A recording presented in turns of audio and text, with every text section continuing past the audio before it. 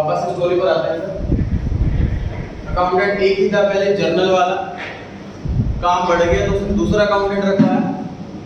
उस अकाउंटेंट दूसरे अकाउंटेंट का नाम रखा कैशियर, और अपनी कैश वाली ट्रांजैक्शन वहां शिफ्ट कर दिया। बर्डन तब भी जर्नल वाले के पास बहुत रहा, तो उसने बैंक वाली ट्रांजैक्शन भी कैशियर के पास शिफ्ट करा दी। अब कैशियर की ड्यूटी हो गई कैश और बैंक की सारी ट्रांजैक्शन रिकॉर्ड करना, और बाकी बची सारी ट्रांजैक्शन रिकॉर्ड करना जर्नल वाले की ड्यूटी।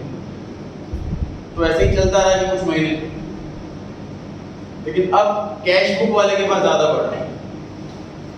अब कैश बुक वाला इतनी ट्रांजैक्शन संभाल नहीं पा रहा, क्योंकि देखो परचेज करना गुड्स और सेल करना गुड्स, इसके अलावा 90% से ज्यादा transaction hand to hand payment वाली होती है, जैसे कि खर्चे पे करना। उसके बाद बर्डन बढ़ रहा, वो अकेले सारा काम नहीं कर पाता।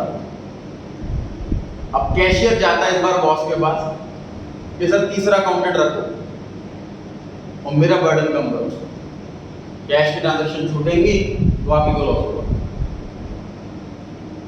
लेकिन तीसरा अकाउंटेंट रखें तो उसे काम कैसे दें?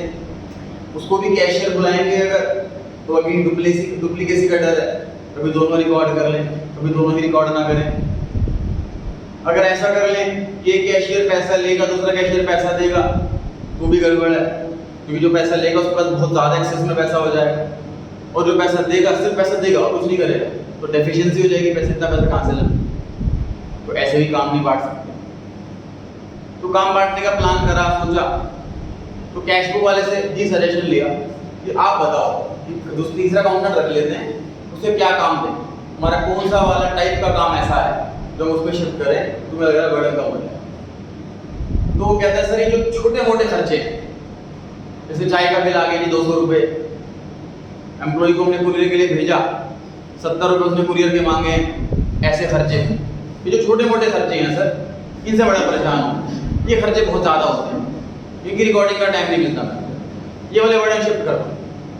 बोले जो तीसरा अकाउंटेंट रखो उसे बोलो कि तुम छोटे मोटे खर्चे तुम रिकॉर्ड करो। अब छोटा मोटा कितना, इसकी कोई एग्जैक्ट डेफिनेशन अकाउंट्स के अंदर तो नहीं। वजह हर बिजनेसमैन के लिए या हर पर्सन के लिए, नॉर्मल बिजनेस की बात मत करो, एक आम इंसान की बात करते हैं, 500 रुपये अमाउंट बड़ा है कि छोटा है, ये परसेंट टू परसेंट डिपेंड करता है। जिसकी डेली इनकम 500 रुपये, उसके लिए 500 अमाउंट बड़ा, उसे पता 8 घंटे मेहनत करने के बाद 500 रुपये आता है। जो रोज का 5000 रुपये का मालिक था उसके लिए 500 रुपये अमाउंट छोटा। तो छोटा मोटे खर्चे के लिए दूसरा अकाउंटेंट तीसरा अकाउंटेंट रखा है। अब उसको एक अमाउंट डिसाइड करके बता दिया जाएगा, फॉर एग्जांपल 500, कि बेटा 500 से नीचे की कोई भी पेमेंट होगी वो तू करेगा, जो नया वाला अकाउंटेंट रखा तीसरे वाला। उसके ऊपर कोई भी पेमेंट होगी तो जो मेन कैशियर था, जिसे अब हेड कैशियर बुलाएंगे, वो करेगा। अभी 500 प्रैक्टिकल लाइफ में 5000 हो सकता है, 1000 हो सकता है, 2000 हो सकता है, वो कंपनी टू कंपनी डिपेंड करता है इसको छोटा अमाउंट किसे कहें। ठीक है, एग्जाम में क्वेश्चन बताया जाएगा कौन सा अमाउंट छोटा। क्लियर हो गई जी बात? तो हमने अभी तक क्या सीखा कि सर जो मेन कैशियर है उसने तीसरा अकाउंटेंट रखवाया जो छोटे मोटे खर्चे की रिकॉर्डिंग कर रहा है, छोटे मोटे को पैटी बोलते हैं सर। तो जो तीसरा अकाउंटेंट है उसका नाम रखेंगे हम पैटी कैशियर। तीसरा अकाउंटेंट रखा, उसको नाम देंगे हम पैटी कैशियर। उसके हाथ में जो रजिस्टर होगा उस रजिस्टर को बोलेंगे पैटी कैश बुक। तो आज हम वो तीसरे नंबर पे अकाउंटेंट, आज हम पैटी कैशियर की जॉब लगाएंगे। आज हमें पैटी कैश बुक बनानी है, हमें दिया गया है छोटे मोटे खर्चे की रिकॉर्डिंग की duty.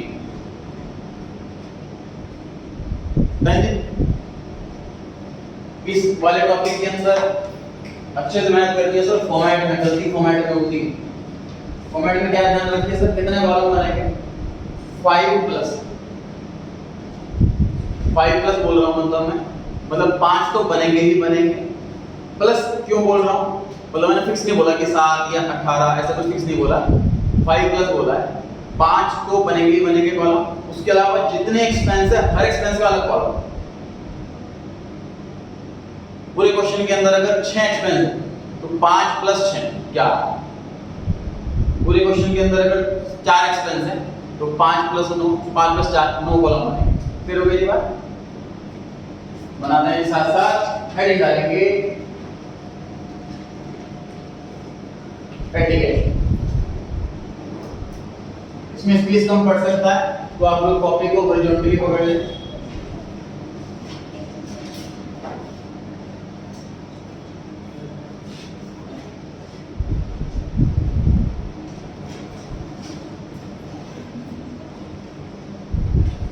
receipts, date, voucher number का बिल्कुल बनाना पतला सा क्योंकि खाली जाना।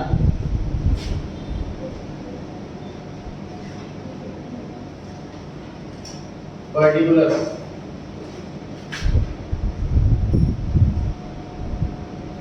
पेमेंट्स, 5 कॉलम बनाए जी। ये 5 कॉलम तो बनेंगे ही बनेंगे और उसके बगल में उतने कॉलम बनेंगे जितने क्वेश्चन में एक्सपेंस है। 4 9 10 उस पे छोड़ करके हिसाब से बनाना।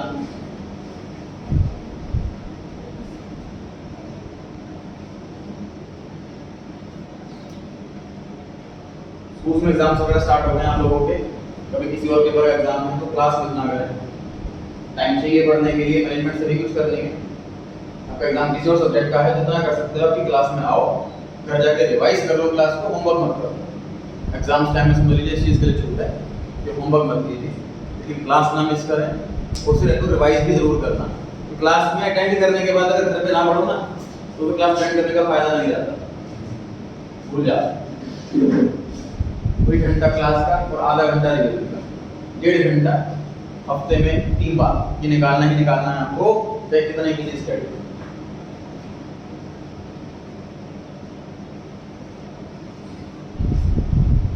याद कर रहे हैं सर, पहला कॉलम है पेमेंट का, जब भी पैसे जाएंगे, सॉरी पहला कॉलम है रिसीट का, जब भी पैसे आएंगे तो हम रिसीट में लिखेंगे। दूसरा कॉलम है डेट का, जिस दिन भी पैसा आएगा या जाएगा। ध्यान से देखो, पूरे फॉर्मेट में डेट का कॉलम एक ही। तो कैश बुक का फॉर्मेट था, उसमें 2 कॉलम थे डेट के, एक डेबिट साइड वाला है क्रेडिट साइड वाला। मतलब जब पैसे आते हैं तो हम डेबिट साइड वाले डेट में लिखते हैं, जब पैसे जाते हैं तो क्रेडिट साइड वाले डेट में लिखते हैं। इसमें डेट का कॉलम एक ही है, तो पैसे आएंगे वो भी यही डेट का कॉलम, पैसे जाएंगे तो भी यही डेट का कॉलम। नोटिस करें जो पिछले वाली कैश बुक थी, नॉर्मल कैश बुक थी, उसमें पर्टिकुलर्स के भी 2-2 कॉलम थे, एक डेबिट साइड और एक क्रेडिट साइड। पैसा आए तो डेबिट साइड वाला पर्टिकुलर्स और पैसा जाए तो क्रेडिट साइड वाला पर्टिकुलर। पैसा आता था तो हम 2 से स्टार्ट करते थे, डेबिट साइड के पर्टिकुलर्स में 2 से स्टार्ट करते हैं और क्रेडिट साइड के पर्टिकुलर्स में स्टार्ट करते हैं 22 से। इस फॉर्मेट में देखिए एक ही कॉलम है पर्टिकुलर्स का, पैसा आएगा तो भी यही पर्टिकुलर, पैसा जाएगा तो भी यही पर्टिकुलर्स। तो पता कैसे लगेगा सर, 2 और 22, मतलब पैसा आ रहा है तो यहाँ पर 2 से स्टार्ट करेंगे, तो पैसा जा रहा है तो यहाँ पर 22 से स्टार्ट करेंगे। एक ही कॉलम है, 2 वाला भी 22 वाला भी। वाउचर नंबर बताया सर, चैप्टर में से हमने पढ़ा है वाउचर। तो कोई भी ट्रांजैक्शन से पहले एक पर्ची बनती है, उस पर्ची का नंबर यहाँ लिखा जाता है। बेसिकली जो कैशियर है वो पास करवाता है, एक पर्ची पे साइन करेगा, उस पर्ची को अपने पास रिकॉर्ड करेगा। क्योंकि सबसे ज्यादा रिस्क तो कैशियर की है ना, हिसाब में केवल तो कैशियर ही कर सकता है, उसको तो डबल अकाउंट नहीं होनी चाहिए। तो वाउचर में पर्ची लिखी जाती है, क्वेश्चन में पर्ची नंबर गिवन नहीं होती तो खाली होता है कॉलम। पेमेंट करेंगे, पैसा जाएगा तो लिख देंगे। क्लियर हो गई जी बात?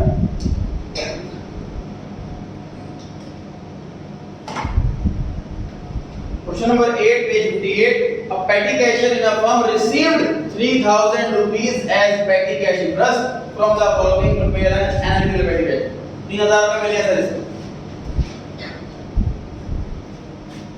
रिसीट में लिखेंगे, पैसा मिला 3,000 रिसीट में लिखेंगे। petty cashier को पैसा मिला April 1, 2021।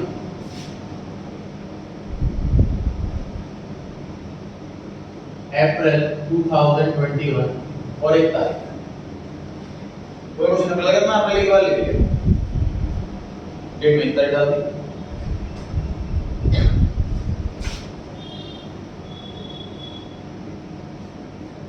ध्यान से देखिए सर, कैश भी 2 हो सकते हैं हम।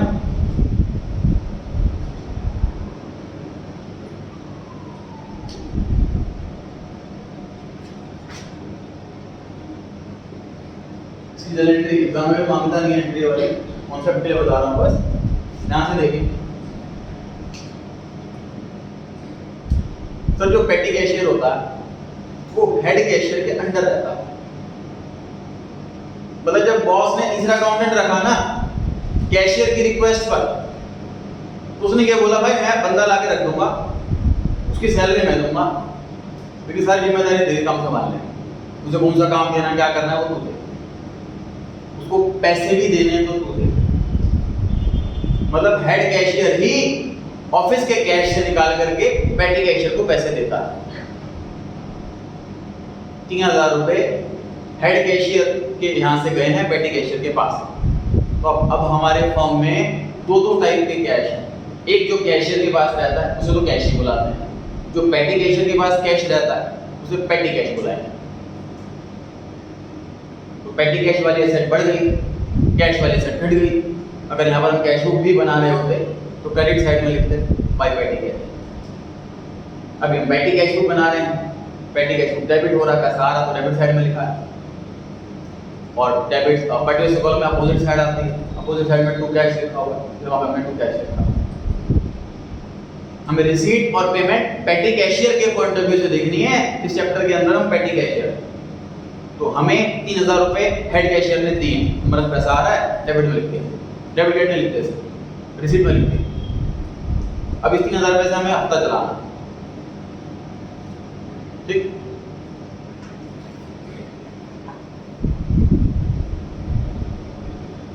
अप्रैल 1 में लिखा हुआ है रिसीव्ड फॉर कैश 3000 रुपए, अप्रैल 2 पेड फॉर पोस्टेज 200 रुपए। पेमेंट करिएगा सर, पेमेंट साइड में आएगा, डेट है 2 तारीख, पोस्टेज वाला खर्चा राजी बताए, टू लिखेंगे बाय लिखेंगे, बाय।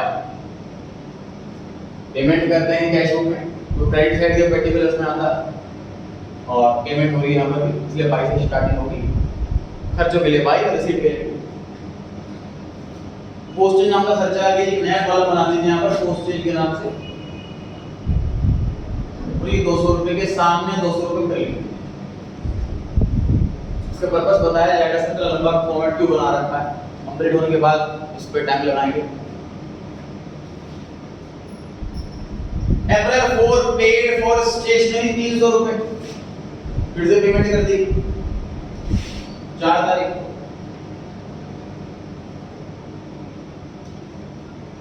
बाय स्टेशनरी, नया खर्चा नया कॉलम,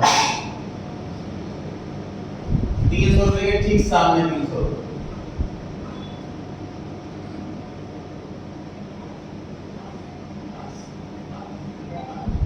साइड करें वो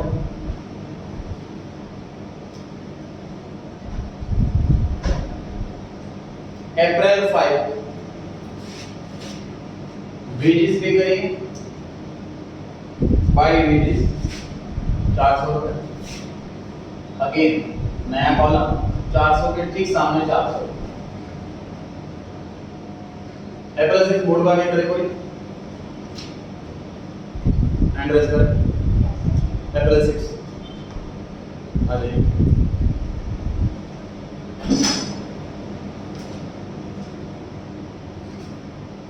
अप्रैल 7 के लिए एंट्रेंस कर,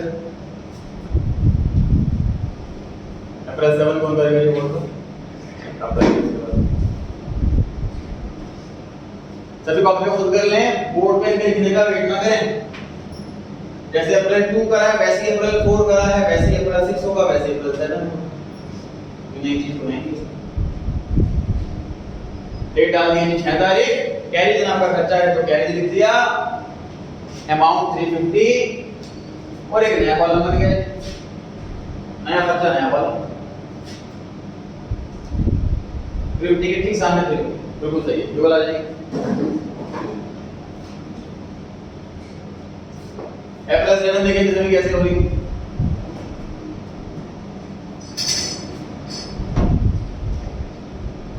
रिपेयर का खर्चा हुआ तो बाय रिपेयर 7 तारीख, पेमेंट 700 रुपए 700 रुपए पेमेंट में, नया कॉलम बन गया, रिपेयर नाम का खर्चा।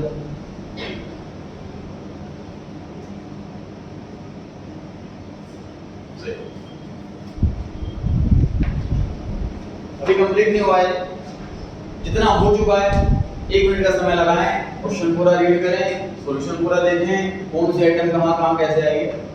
मुझे सिर्फ तसल्ली चाहिए कि इतना पार्ट तो पक्का अच्छे समझ में आ गया। मुझे तसल्ली चाहिए आपसे, 1 मिनट का समय लगा।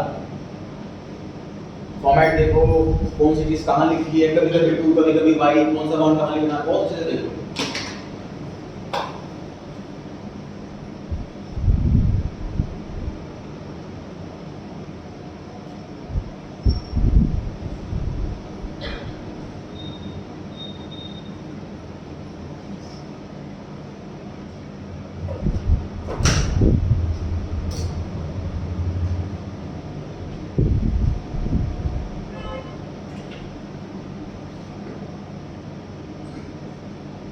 पहले तो हमने क्या करना है कि पहले पैसे मिले, हमने लिखा रिसीप्ट लिख दिया अमाउंट और बटे से कॉलम में टू कैश लिख दिया। खर्चे होते रहे, बाई एक्सपेंस करना, बाई एक्सपेंस करना, बाई एक्सपेंस करना। अमाउंट 2 बार लिखना है पेमेंट वाले कॉलम में और उसी एक्सपेंस के नीचे। मान लीजिए क्वेश्चन में एक और लाइन लिखी है बाई फिर से स्टेशनरी 200 रुपए, सपोज स्टेशनरी खर्चा पहले आ चुका है, दोबारा आ गया मान लो, तो फिर नया कॉलम नहीं बनाना, इसी में लिखेंगे।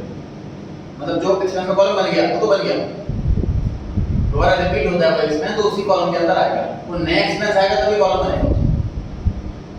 सही, इतना करने के बाद क्या करना है, स्टेप समझ लें अच्छे से। यहाँ लाइन ड्रॉ करके टोटल करना है सारे कॉलम्स, शुरू हो जाओ जहाँ भी कंप्लीट हुआ है लास्ट वाला, उसके बाद लाइन ड्रॉ करें पूरे तक और टोटल करें, टोटल लिख लें।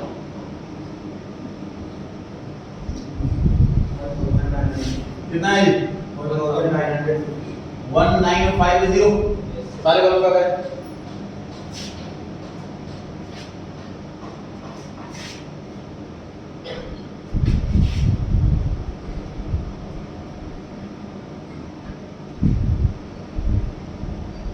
सर ये 1950 क्या बता रहा, क्या मीनिंग निकल रहा? पूरे एक हफ्ते के अंदर पेटी कैशियर ने कितने पेमेंट करी, इंडिकेट करना। ये क्या इंडिकेट कर रहा है, ये सारे खर्चे कितने कितने पे होगा।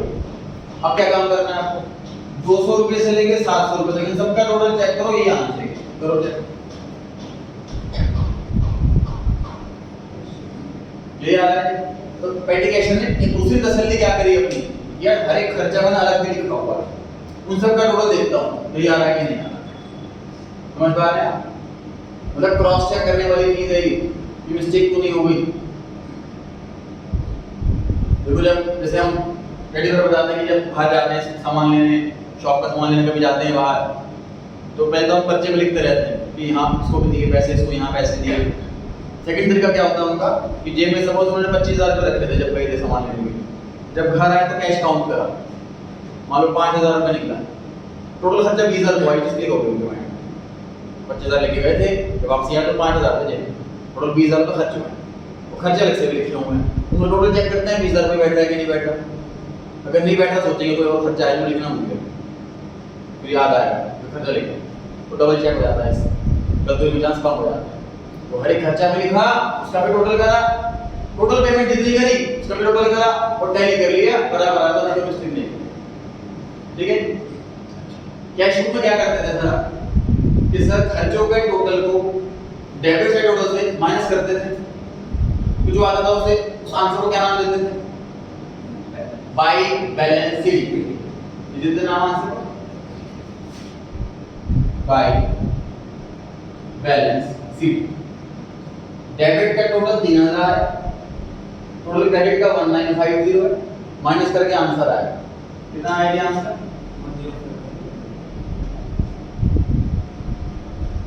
ठीक।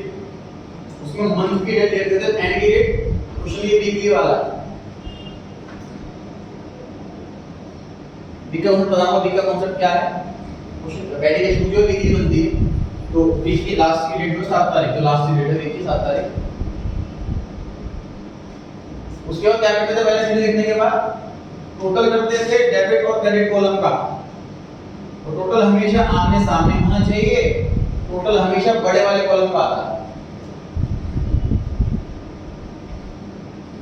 इस टॉपिक का एक ही क्वेश्चन है नोट्स के अंदर, बहुत ज्यादा इंपॉर्टेंट टॉपिक नहीं है, इसलिए क्वेश्चन एक ही है नोट्स के अंदर, लेकिन टेस्ट में है ये वाला क्वेश्चन, संडे वाले टेस्ट में है ये वाला क्वेश्चन, इसलिए मैं बहुत तसल्ली से टाइम लगा रहा हूँ फॉर्मेट पे। इसका अंदर का जो कंटेंट है वो बहुत ज्यादा आसान है, बच्चों ने आकर आराम से कर भी दिया, बाइक का 322 का थोड़ा आसान पड़ता है। तो जो टफ है, जो मार्क्स कटवाने वाली जगह है वो फॉर्मेट है, कभी यहाँ का टोटल वहाँ लिखना है, वहाँ का टोटल यहाँ लिखना है, इसमें है जो मिस्टेक होने के चांसेस है। और क्योंकि इंपॉर्टेंट टॉपिक ही नहीं तो ज्यादा टाइम लगाते हैं, मैं क्वेश्चन करा टोटल लिखना है, बैलेंस सीडी के नीचे टोटल हमेशा आमने सामने होना चाहिए, ऊपर नीचे ना हो। टोटल हमेशा ऊपर सिंगल नीचे डबल लाइन, टोटल में हमेशा ऊपर सिंगल नीचे डबल लाइन। ठीक, सीडी टोटल करने के बाद क्या करते थे हम, बैलेंस बीडी इसमें 2 आता था कि बाई 2 लेफ्ट साइड आता था ना, तो कैश बुक में balance CD credit side, balance BD debit side.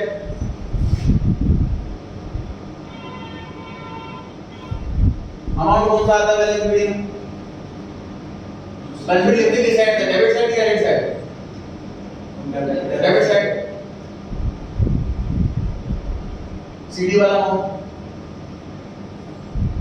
Cash book monthly वाला बन रहा था तो अगले महीने की पहली तारीख, पेटी कैश बुक वीकली वाला बन रहा है तो अगले वीक की पहली तारीख, 7 तारीख के बाद 8 तारीख, और कंप्लीट हुआ है। और टाइम लगाते हैं इस पर, तो डाउट आपका रह गया तो फिर मैं लेता हूँ, पहले मैं और टाइम लगाता हूँ अपने, जो मुझे बताना है और चीजें के बारे में। मेरा काम है जितनी नॉलेज मुझे है जिस भी टॉपिक के बारे में वो सारी आपको बता देनी है। वो एग्जाम के लिए इररिलेवेंट है वो भी मैं हिंट देना मेरा काम है, एग्जाम के लिए नहीं है। या उसको लर्न करो, एग्जाम में कोड करो, वो कोड नहीं कर सकते आप। टोटली करने के बाद क्या करा सर, हमने बैलेंस सीडी बीडी वाला काम करा, कैश बुक वाला तो हमने सीख लिया था, पेटी कैश बुक वाला सीख रहे हैं। सर एक अलग चीज क्या है कि मेन कैश बुक में हम जो टोटल था क्रेडिट साइड का उसे सिर्फ रफ में लिखते थे, फेयर में कहीं नहीं आता था, टोटल क्रेडिट साइड इस बार आता है। देखिए अलग है मेन कैश बुक से पेटी कैश बुक। ये फॉर्मेट सर इसलिए बना रखा है क्योंकि जब हम पेटी कैश बुक को रखा, ये फॉर्मेट ऐसा क्यों है, उसको बोल रखा बेटा जो खर्चे छोटे मोटे हैं तुझे करना है। अब छोटे मोटे खर्चे गिनती के 7-8 तो होते हैं, बिजनेस कोई देखो हाउस होल्ड तो है नहीं, ये चीनी आ रही है या बेसन आ रहा है, ऐसे कुछ ज्यादा आइटम तो आएंगे नहीं, लिमिट वाला आइटम होती है कि गुड्स भेजे, किराया चला गया, स्टेशनरी खरीदी कुछ आइटम की, पोस्ट करवा दी, पूरी करवा दी, उसका खर्चा आ गया, मतलब लिमिटेड से चीजें होती है। तो सब खर्चों की कॉलम बनाते हैं ना अलग से। सर ऐसा मेन कैश बुक में क्यों नहीं करा, भाई मेन कैश बुक में तो 100 नाम आ सकते हैं, राम को दिया, शाम को दिया, मोहन को दिया, रेंट आया, कमीशन आया, 100 नाम हो सकते हैं उसके अंदर, उसके कॉलम बनाने पॉसिबल ही नहीं है इतने सारे कॉलम। इसलिए उसका फॉर्मेट ऐसा था कि नाम वाइज कॉलम नहीं, जो भी नाम है बट उसके कॉलम के अंदर ही आए। इस बार लिमिटेड से नाम है तो मिस्टेक ना हो।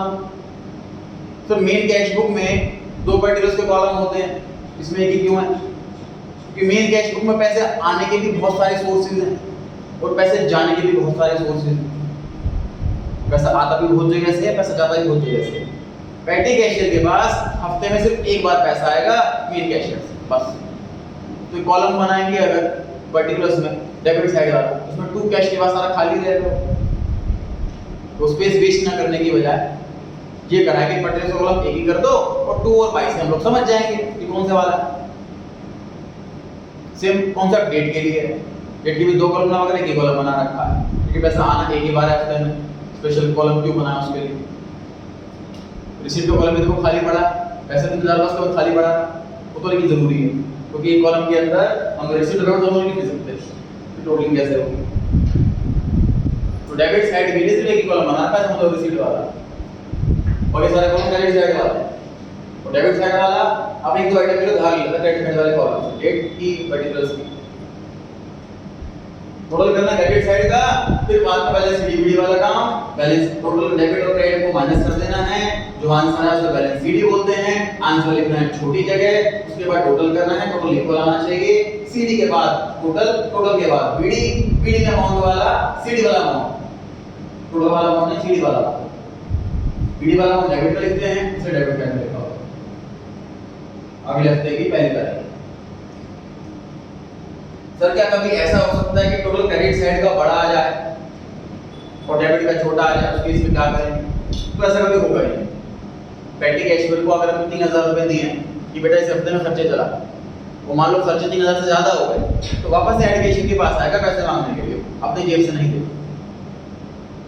3000 से ज्यादा खर्चा कर ही नहीं सकता वो। कोई डैडी ने आपको बाहर सामान लाने के लिए भेजा 2000 रुपए देकर, 2000 से ज्यादा तो आप खर्चा कर ही सकते हैं। तो टोटल कभी क्रेडिट साइड का ज्यादा नहीं आएगा डेबिट साइड से, मतलब हमेशा सीडी इधर ही आएगा, हमेशा पीडी इधर ही आएगा। फॉर्मेट यही रहेगा, सिर्फ अमाउंट ही चेंज होना है। इस टॉपिक पे एक थ्योरी क्वेश्चन आता है जी, उसका नाम है इंप्रेस्ड सिस्टम। समझे जी क्या समझते हैं, कॉन्सेप्ट क्या समझने की कोशिश करें। चलो इंप्रेस्ड सिस्टम, जब छोटा था मैं तो फैमिली में गया था, मतलब रिलेटिव में, वहाँ पे शादी थी, 1 वीक के लिए वहाँ रहने गया हुआ था। तो जो मेरे बड़े भैया थे जिनकी शादी थी, वो सुबह जॉब पे निकल जाते हैं, शाम को आते हैं। अब शादी वाला घर है, कभी कुछ सामान खत्म हो गया, कभी कुछ लाना, तो क्या करते थे, सुबह मुझे 2000 रुपये देके चले जाते थे कि आशीष जैसे जो भी सामान मंगाया तो ले। 2000 रुपये मेरे को दे, दोनों मेरे को दे दिए। उससे मैं कोई भी सामान मंगाना है, चीनी लानी है, ब्रेड लानी है, जो भी वगैरह सामान लाना है, मैं लाता रहा और खर्च करता रहा। शाम को जब उनको मैंने हिसाब दे दिया कितने पैसे बचे, और मैंने खर्च करा कि 1500 रुपये खर्च हो गए, मेरे पास 500 रुपये बच गए। तो क्या करते थे, मुझे वापस से 1500 रुपये और दे देते थे अगले दिन के लिए। मतलब मेरा ओरिजिनल अमाउंट उन्होंने सेट कर रखा था कि यार एक दिन में 2000 से ज्यादा खर्चा तो आएगा, ठीक, 2000 रुपये उन्होंने अमाउंट सेट कर दिया। अब जितना भी मेरा खर्चा हो उसके बाद मैं हिसाब दे दूंगा उनको शाम को, जितना खर्चा होगा उतना ही इक्वल अमाउंट मुझे और दे देंगे, ताकि वापस से ओरिजिनल अमाउंट बन जाए नेक्स्ट डे के लिए। इसी सिस्टम को इंप्रेस्ड सिस्टम कहते हैं। ये प्रैक्टिकली मैंने करा, पहले तो पढ़ा बाद में। तो इंप्रेस्ड सिस्टम ही सर हेड कैशियर करता है पेटी कैशियर के साथ। हेड कैशियर क्या कहता है पेटी कैशियर को, भाई 3000 रुपये पकड़, इसमें एक हफ्ता चला, सारे खर्चे करता रहेगा हफ्ते तक। फिर पेटी कैशियर के पास, पेटी कैशियर जाएगा हेड कैशियर के पास कि सर मेरे 1950 कितने रुपए खर्च हो गए, मेरे पास 1050 बचा। वो हिसाब चेक कर लेगा वाउचर नंबर से, सब कुछ ओके। उसके बाद खर्च कितना हुआ 1950, तो हेड कैशियर पेटी कैशियर को वापस से 1950 दे देगा, ताकि वापस से उसका अमाउंट 3000 का बन जाए। फिर लास्ट वाली लाइन एग्जाम में करनी है, हाँ जी करनी है। क्वेश्चन में कहा है, क्वेश्चन में कहा है सबसे पहली लाइन क्या लिखा, पढ़ो पहली लाइन में क्या लिखा होगा। A petty cashier is in a firm received 3000 as the petty cash impressed। ये impressed वर्ड की वजह से लिखे जाते हैं लाइन में। इंप्रेस्ड सिस्टम में हमेशा यही होता है कि ओरिजिनल अमाउंट को वापस से रिवर्स करके बनाया जाता, मेंटेन किया जाता। तो यहाँ पर टू कैश में अमाउंट कितना आएगा, ये क्वेश्चन में लिखा नहीं होगा, पेमेंट वाला अमाउंट लिखना है यहाँ पर। अब चेक कर लो वापस 3000 तो हो गया नहीं होगा इसके पास। This is impressed system. एक बार थ्योरी में रीड करते हैं कि इंप्रेस्ड सिस्टम किसे कहते हैं।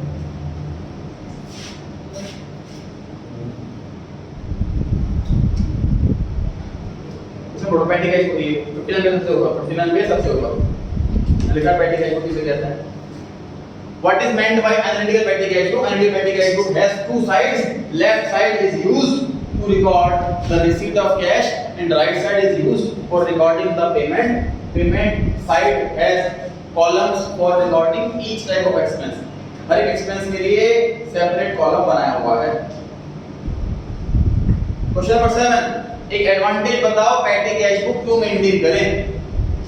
साफ साफ लिखा हुआ है कि वजह ये हेड कैशियर का टाइम बचाता है, छोटे मोटे खर्चों पे टाइम नहीं लगाएगा हेड कैशियर। 7 क्वेश्चन में पूछा हुआ है कि बताओ पेटी कैश बुक का जो बैलेंस बचता है वो एसेट होती है कि इनकम होती है। पता है क्या आप लोगों को, एसेट सर कैश तो हमेशा एसेट ही होगा। लिख लीजिए आंसर, आंसर हमसे लिखा हुआ नहीं है कि वैसे देख के बोल देंगे बच्चे वरना। मान लीजिए एसेट।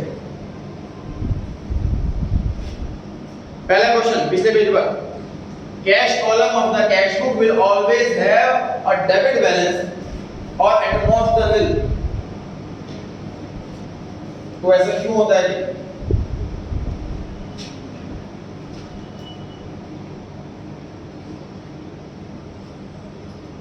उसमें लिखा हुआ है कि कैश बुक में जो कैश कॉलम होता है उसको हमेशा डेबिट बैलेंस ही रहेगा, कभी क्रेडिट बैलेंस नहीं आएगा, ये नील हो जाएगा मैक्सिमम। ऐसा क्यों होता है?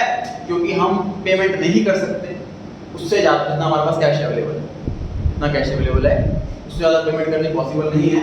It is so because cash payment can't be more than cash. जितने मेरी जेब में पैसे हैं उससे ज्यादा पैसे नहीं निकाल सकते। बैंक में ऐसा हो सकता है लेकिन कैश में नहीं हो सकता।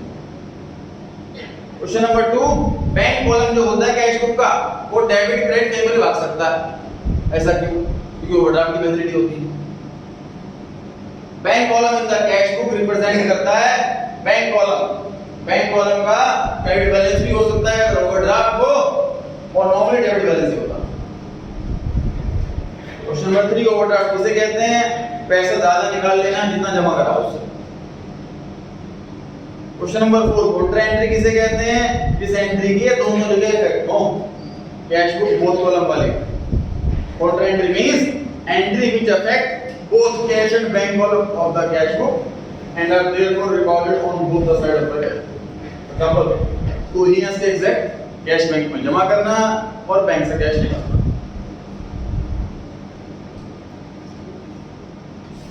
आपको डाउट हो तो पूछ सकते हैं। हाँ जी, ये 8 तारीख की सेम डेट।